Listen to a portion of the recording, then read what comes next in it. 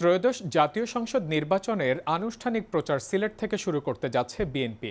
প্রার্থীদের প্রতীক বরাদ্দের পর আগামীকাল বৃহস্পতিবার থেকে প্রচার শুরু হবে। এর আগে আজ রাজধানী গুলশান 2-এ বিএনপির কেন্দ্রীয় নির্বাচন পরিচালনা কমিটির কার্যালয়ে সংবাদ সম্মেলনে দলের চেয়ারম্যান তারেক রহমানের প্রচারসূচি জানানো হয়। সংবাদ সম্মেলনে কমিটির মুখপাত্র মাহদি আমিন জানান, আজ রাতেই তারেক রহমান বিমানযোগে সিলেট যাবেন এবং সেখানে হযরত শাহজালাল রহমতুল্লাহ আলাইহির মাজার জিয়ারত করবেন। বৃহস্পতিবার সকালে সিলেট আলিয়া মাদ্রাসা মাঠে সমাবেশের মাধ্যমে প্রচার শুরু করবেন তিনি। এরপর মৌলভীবাজার, হবিগঞ্জ, ব্রাহ্মণবাড়িয়া ও কিশোরগঞ্জে ধারাবাহিক সমাবেশে যোগ দেবেন। বিকেলে নরসিংদী ও নারায়ণগঞ্জে আরও দুটি সমাবেশে অংশ নিয়ে রাতে ঢাকায় ফিরবেন তিনি। সংবাদ সম্মেলনে জানানো হয়, সফরসূচি সংশ্লিষ্ট জেলা প্রশাসন ও আইনশৃঙ্খলা বাহিনীকে আগে অবহিত করা হয়েছে। এদিকে প্রচার শুরুর দিনই বিএনপির নির্বাচনী থিম সং উন্মোচন করা হবে।